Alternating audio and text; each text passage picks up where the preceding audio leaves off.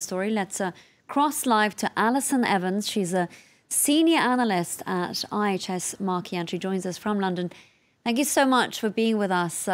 Is this a big gamble for Donald Trump, as some experts are saying, one that's likely to backfire? Or do you think that Kim could come out and surprise us and give us his, give up even his nuclear program?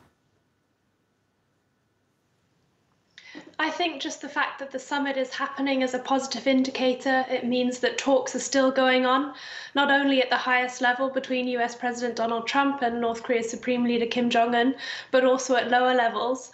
The question as to whether North Korea will give up its nuclear weapons is a good one. I think that's highly unlikely.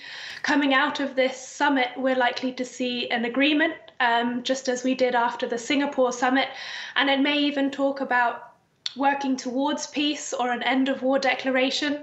But without the Chinese President Xi Jinping's signature, that declaration would not be legally binding. And North Korea could, of course, agree to do things like list the number and type of its nuclear weapons, or start to dismantle the Yongbyon scientific facility. Actually, I want to ask you about that, because Alison Evans, most recently, we had heard from South Korean officials that he's willing to do that. Yongbyon nuclear facility. But of course, this really begs the question, can the North Korean regime be trusted here? Because we had a lot of hoo-ha surrounding the closure of Punggye, but again, that was never really verified by inspectors. I think the important thing to remember here, Sanam, is that North Korea does what it says it will do. In the agreement in Singapore, North Korea did not agree to any specific steps around denuclearization. So, as you said, its detonation of the tunnels at the Punggye site was not verified by international inspectors, but it was a gesture from the North Korean side. And in September, Kim Jong-un said to South Korean President Moon Jae-in that he would be willing to close the Yongbyon facility, but only if the US were to make concessions as well. Now, Alison Evans, of course, we know that the big goal here, certainly for the US administration, is for North Korea to disarm. But we're hearing from the intelligence community over in Washington, and they're saying this time and time again, that it's unlikely that Kim will indeed disarm, because this is all about North Korea's survival, surely.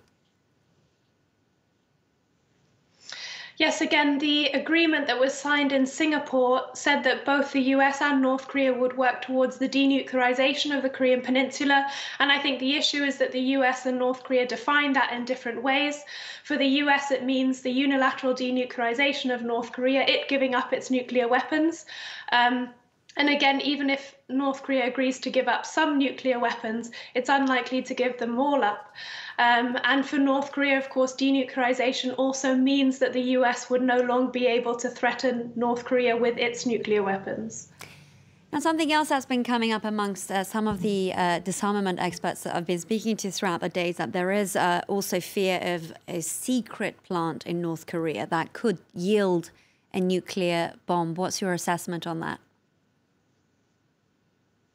Yes, there's also been open source reporting of another production facility at a place that some people are calling Kangsong.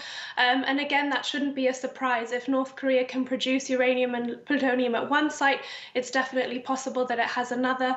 And as these are available also in open source, North Korea is likely to offer, as you said, to dismantle the Yongbyon nuclear facility, but perhaps not to talk about the others that it has not yet confirmed exist.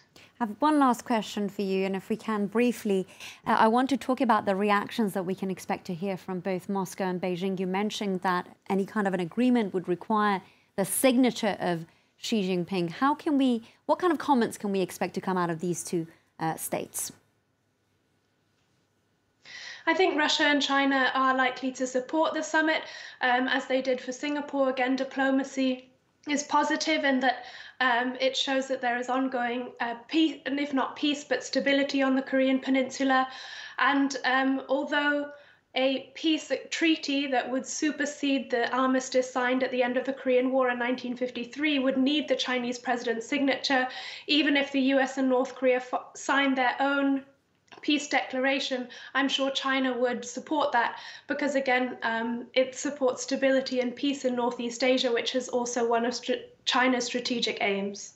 Alison Evans, a North Korean specialist, thanks so much for your very insightful analysis here on France 24.